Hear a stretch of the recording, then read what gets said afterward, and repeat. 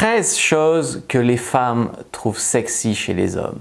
Je suis Fabrice Julien, votre coach en séduction préféré, j'imagine, de YouTube. D'ailleurs, si vous me regardez sans être abonné, vous avez regardé plusieurs de mes vidéos, je sais que vous êtes nombreux à regarder sans vous abonner, c'est pas tabou. La première étape, c'est d'assumer en séduction comme ailleurs dans la vie pour avancer. Donc, je vous invite à vous abonner à cette chaîne. Est-ce que je vous ai remercié, n'empêche, pour le trophée des 100 000 abonnés? Alors, je sais qu'on en fait trop un petit peu avec les trophées, mais quand même, je dois dire que ça fait plaisir. Ça fait plaisir. Donc voilà, merci à tous ceux qui ont cliqué sur le bouton s'abonner. C'est grâce à vous. Vraiment, c'est grâce à vous. Et je dois dire que même si j'étais pas vraiment attaché émotionnellement à avoir une quelconque besoin de reconnaissance de la part de YouTube après m'avoir striké 3 chaînes, je dois avouer que quand c'est arrivé, ça m'a quand même fait plaisir. Donc merci à tous, et puis à ce rythme-là, au rythme d'abonnés qu'on a de la chaîne, le trophée du million, je l'aurai dans à peu près 90 ans à peu près, donc on s'accroche, on y croit.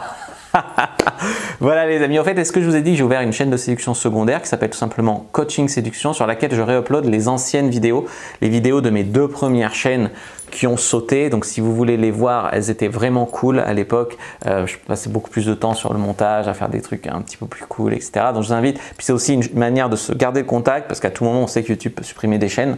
Donc c'est une manière de garder le contact, et que si vous kiffez ce que je fais, et puis c'est de participer, tu vois, aussi à la chaîne, de revoir les anciennes vidéos que vous avez peut-être pas loupé si vous me suivez depuis longtemps, vous avez peut-être loupé, et du coup aussi faire une sauvegarde un petit peu d'abonnés au cas où la chaîne principale elle saute. Donc je vous remercie les amis, abonnez-vous à la chaîne Coaching Séduction avec Fabrice Julien.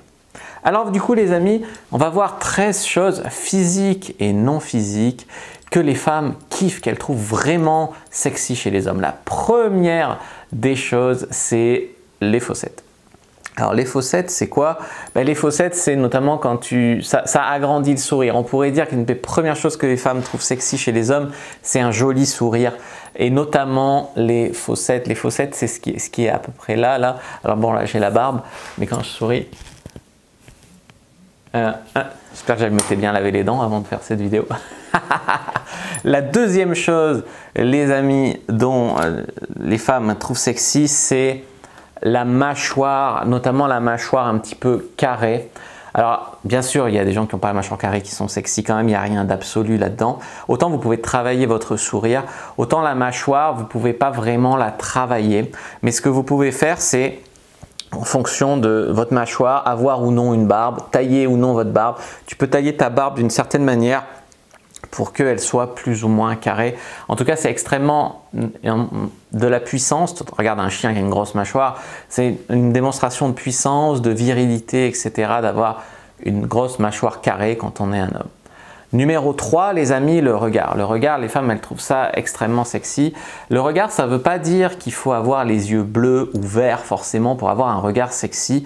Ça, c'est un petit peu la facilité. C'est-à-dire que les femmes, comme elles ne savent pas, certaines, tu sais, c'est souvent la société qui doit décider. Tu sais, souvent, les gens, ils n'ont pas leurs propres opinions. Et elles se raccrochent à des trucs superficiels. S'il a les yeux bleus, c'est qu'il est sexy. Mais il y a des mecs sexy avec les yeux bleus, puis il y a des mecs pas sexy avec les yeux bleus.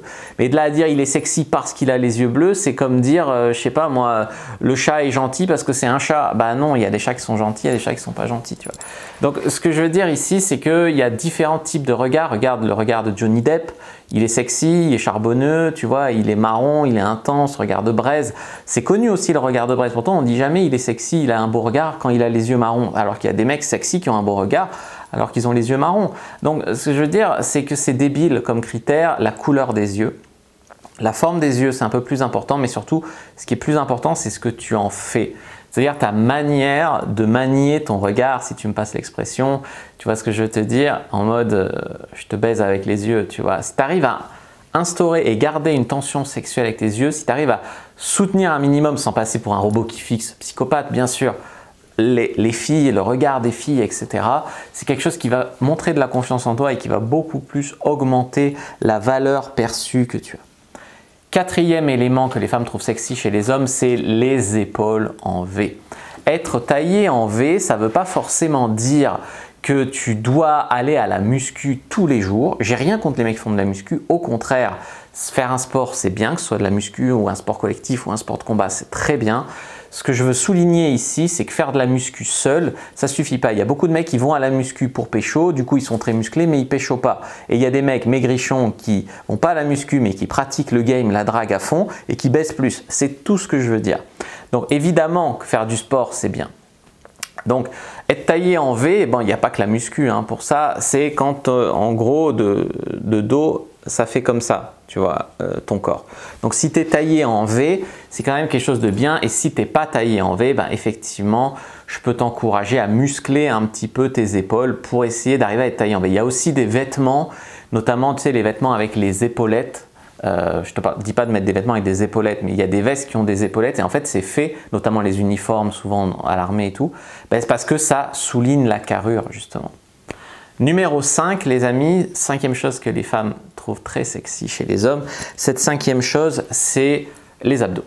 Alors les abdos, tu vois, même le mec de Twilight qui est un petit peu maigrichon, quand il s'est mis torse nu et qu'on a vu qu'il était maigrichon mais tellement maigre qu'on voyait ses abdos, les femmes étaient là dans le cinéma, ah il est trop beau, on voit ses abdos. Bon, c'est aussi une réponse conditionnée, on va dire un petit peu comme les yeux bleus. Il y a les yeux bleus, il est beau, bah, c'est un raccourci, il a les abdos, il est sexy, c'est un raccourci. Après on va pas se mentir, je pense que les abdos c'est un petit peu l'équivalent des femmes si elles ont, je sais pas, une belle poitrine, tu vois. Est-ce qu'une femme peut être sexy si elle a presque pas de seins? Oui, regarde Keira Knightley par exemple, elle est super sexy, alors qu'elle est un petit peu plate, désolé, mais pourtant je la trouve très belle, ou Nathalie Portman. Voilà, donc c'est pas absolu, mais évidemment si tu arrives à te faire un petit peu des abdos, c'est vraiment un plus. La même chose, point suivant, pour la ceinture d'Adonis, c'est le V que tu as. Donc en fait, c'est le bas des abdos, ça fait un V. Souvent, il faut avoir les abdos pour avoir le V, mais pas forcément. Notamment si tu es musclé, mais que tu as quand même du gras dessus, bah, tu peux avoir le V qui se soulève sans forcément que les tablettes de chocolat soient dessinées. Et le V, c'est un petit peu, tu sais, c'est le chemin des dames. Elles suivent le V et ça montre vers la bite, quoi. Donc le V, ouais, c'est quand même quelque chose de sexy et qu'il faut quand même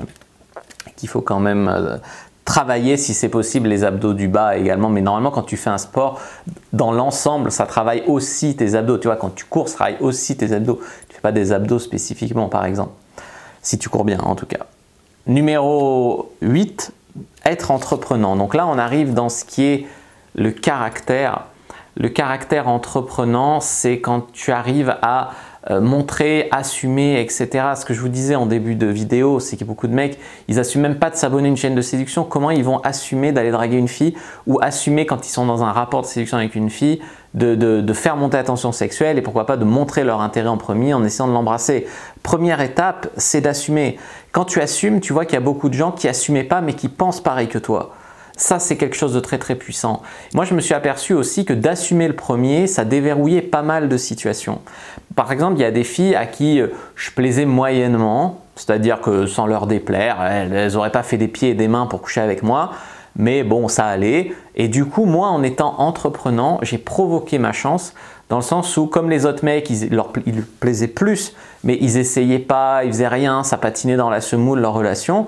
Moi, j'arrivais un peu plus assumé, un peu plus direct, un peu plus peut-être de savoir-faire aussi, et du coup, je grillais la file d'attente. Je suis arrivé à coucher avec plus de 400 filles comme ça, en n'étant pas quand même le plus beau mec de la Terre. Je sais que je suis pas le plus moche, mais je suis quand même pas non plus le plus beau, tu vois.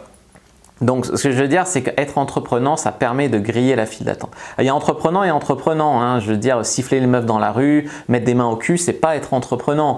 Ou aller voir une fille et passer de tout à rien sans aucune stratégie, tu vois, c'est pas parce que quand tu vois un pick-up artiste, genre moi, qui va voir une fille dans un bar et qui lui dit ça te ferait plaisir de m'embrasser et qu'elle m'embrasse, tu as sûrement vu cette caméra cachée, ça ne veut pas dire que tous les mecs qui vont aller voir des filles dans un bar et leur dire ça te ferait plaisir de m'embrasser, ça va marcher. Parce qu'il y a quand même derrière une tension sexuelle que j'arrive à instaurer assez vite, un regard qui est soutenu, un petit sourire en coin, un kino qui est placé. Enfin, il faut bien observer le langage corporel aussi, le fait de repérer aussi les cibles qui sont, les filles pardon, qui sont un petit peu plus ouvertes quand tu fais ça que d'autres. Donc c'est quand même, derrière il y a un savoir-faire. Moi je t'encourage à le faire pour dépasser tes croyances limitantes, parce que de toute manière, il t'en sortira toujours grandi, soit tu auras appris quelque chose, soit tu auras brisé tes croyances en voyant que bah, ça marche, tu vois. Et ça marche si tu le fais bien en fait, voilà. Donc être entreprenant, c'est vraiment une des clés. L'autre clé, j'ai envie de vous parler, c'est le leadership. Le leadership, c'est de savoir proposer. Notamment en séduction, c'est aussi de savoir proposer. Le leadership, ça a d'autres dimensions. Dans le sens où si tu es le leader d'un groupe, si tu as peut-être remarqué, moi, les mecs qui faisaient le BDE à mon IUT, c'est les mecs qui organisaient les soirées et ils chopaient toujours les filles. Pourquoi ils chopaient les filles? Ils n'étaient pas plus beaux que moi ou qu'un autre. C'est juste que comme ils organisaient, ils allaient au contact. Salut, bonjour, salut d'être venu, alors tu viendras à la soirée, machin. Ils allaient parler à plein de nanas. Alors forcément, sur le nombre, les nanas, elles les repéraient. Et puis, ça leur donnait un truc un petit peu d'importance, tu vois. Ah, c'est le mec du BDE, ah ouais, tu vois. Ce que je veux dire, c'est que tu vois, par exemple, tu te dis, ouais, Brad Pitt, c'est un sex symbole, c'est le sex symbole de notre génération. Ok, pourquoi pas? Mais il y a sûrement des mecs plus beaux que Brad Pitt, sauf que comme ils ne sont pas connus, ils ont sûrement moins de succès avec les meufs. Tu vois ce que je veux dire? C'est aussi ça, le leadership. C'est un mélange de leadership et de preuve sociale. Voilà. Donc, ici, nous, ce qui nous intéresse côté leadership, moi, j'aime bien draguer en restant sous les radars, c'est l'arrivée à proposer. C'est-à-dire que si tu proposes, tu auras toujours plus de résultats que si tu ne proposes pas. Par exemple, tu as 100 filles devant toi, tu proposes à aucune, par exemple, de s'isoler, d'aller voir derrière la boîte le joli lac, j'en sais rien. Tu proposes à aucune, tu as 0% de chance de réussite. Tu proposes aux 100, je sais pas, tu vas peut-être en avoir 4 qui vont dire « Ok, super, c'est romantique, allons-y ». Et sur ces 4, tu en as peut-être 3 qui, parce qu'il ne faut quand même pas être conne, tu proposes t'isoler avec un mec, c'est qu'elle est attirée. Pas toujours, il y en a qui sont très naïves, mais je veux dire au moins 2 sur les 4 qui accepteront de t'embrasser et peut-être une sur les 2 qui t'ont embrassé qui accepteront de finir la soirée chez toi. Mais ce que je veux dire, c'est que si tu ne proposes pas, il ne se passe rien. Proposer de s'isoler, proposer de finir la soirée ailleurs, proposer d'aller ailleurs, proposer d'échanger les numéros. Proposer. Voilà, comme ça que tu créeras ta chance par rapport à tous les mecs qui sont dans une inertie où ils attendent 10 000 signes d'intérêt pour proposer. Je ne te dis pas d'être kamikaze où une fille elle a donné aucun signe d'intérêt et tu fonces et tu proposes. Mais des fois, tu peux avoir des surprises. Moi, en proposant, j'ai vécu des trucs de fou. J'ai proposé à des filles avec qui je couchais de coucher ensemble. C'est-à-dire, je couchais avec une fille, je disais « Ah, ça te dirait de faire un plan à 3 ?» etc. Elle me disait « Ouais, éventuellement, si tu as une copine qui me plaît, machin. » Après, quand je couchais avec une autre fille, je proposais. Puis après, je rappelais la première, je disais hey, « et tu vois, et c'est comme ça que tu proposes la chance. C'est une forme de leadership. Le point suivant dont j'ai envie de vous parler, les amis, c'est la confiance en soi. Alors la confiance en soi, elle est quand même un petit peu surévaluée sur le marché de la séduction. On dirait que c'est le Graal. Et confiance en toi, et confiance en toi, et confiance en toi. Ça veut rien dire. Il y a des domaines de la vie où tu as confiance en toi, des domaines de la vie où tu n'as pas confiance en toi. C'est tout à fait normal. Moi, ce que je veux dire, confiance en toi, c'est aussi une confiance en la vie. C'est et confiance que tu es un des meilleurs coups de la boîte si tu as lu mon livre Le Guide du Bon Coup. Et confiance que si tu abordes suffisamment de nanas, tu vas finir avec une. Et confiance que si tu couches avec suffisamment de femmes, tu vas rencontrer la femme de ta vie et elle va vraiment te plaire. Ça va pas être juste la fille par défaut avec qui la seule qui a voulu de toi, quoi. Tu vois. Non, tu vas provoquer ta chance. Et confiance que ça marche. Ça marche sur les grands nombres. Ça marche de manière optimisée si tu étudies la séduction, la drague, mais ça marche. C'est confiance en la vie. Et confiance en toi. Tu mérites. Tu mérites autant qu'un autre. Il y a beaucoup de mecs qui se mettent hors jeu tout seuls. C'est pas que la fille leur plaît pas, c'est qu'ils pensent à la place de la fille.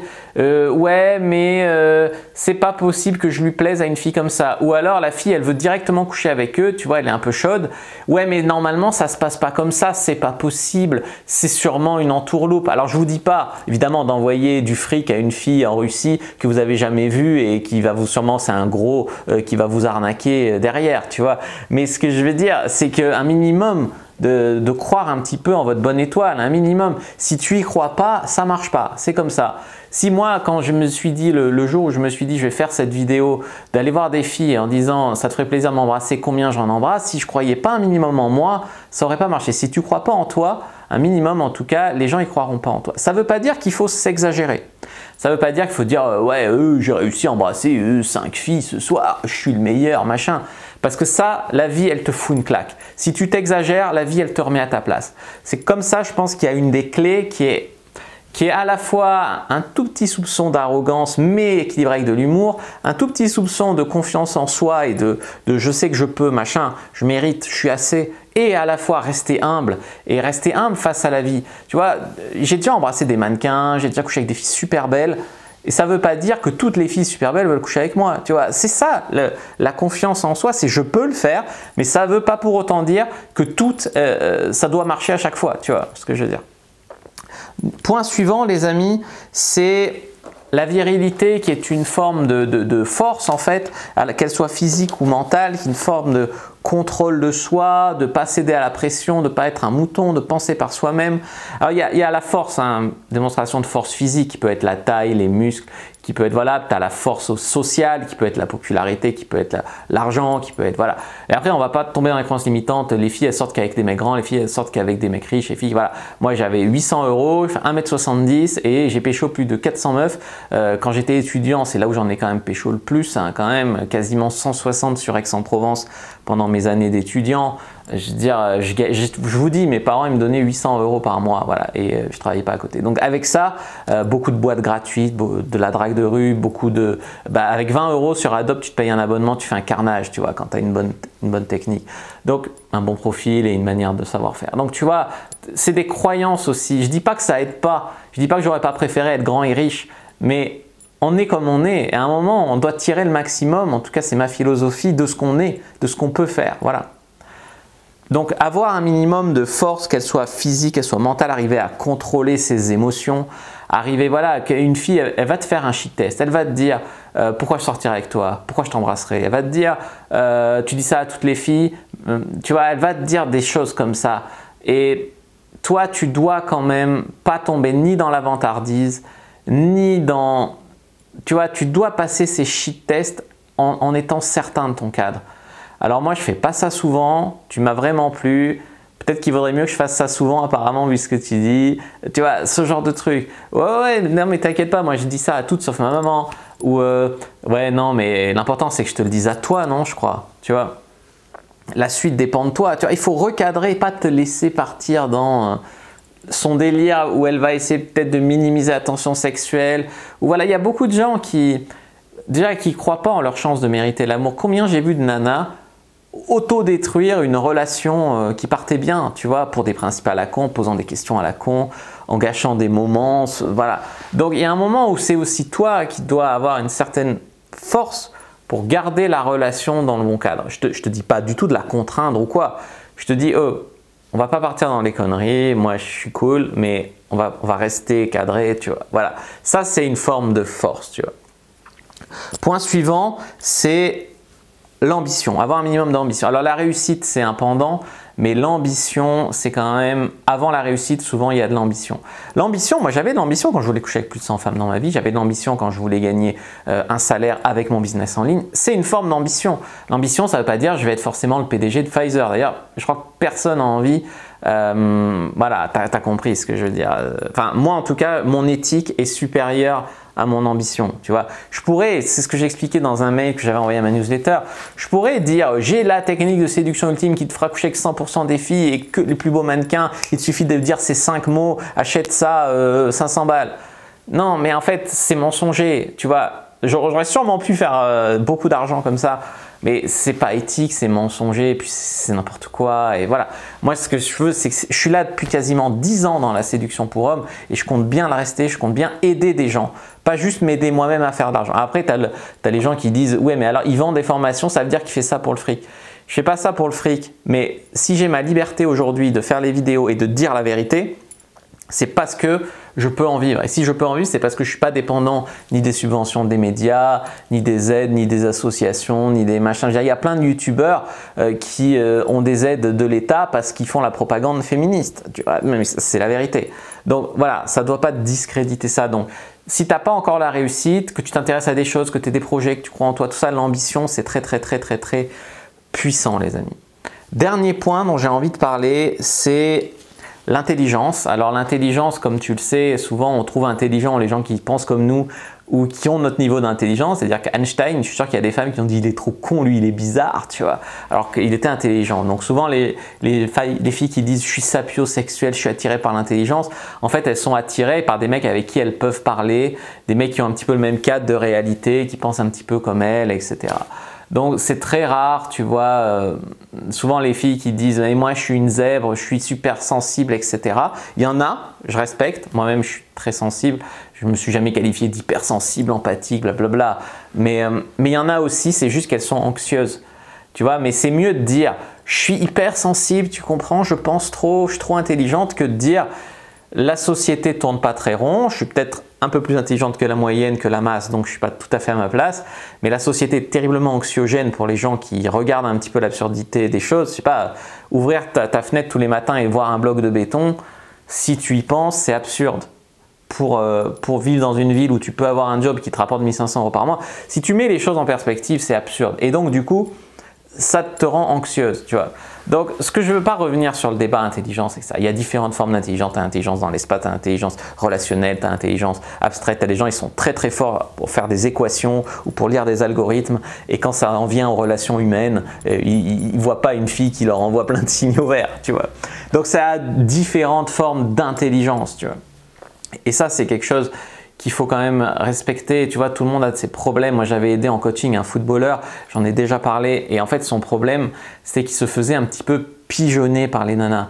C'est-à-dire qu'il y avait des nanas qui tournaient autour, qui, voilà, même il pouvait en baiser, tu vois, mais il se sentait sale après. Nana, elle se disait, ouais, un tel, il baisse pas bien, un tel, voilà, c'est pour ça que je dirais pas qui c'est.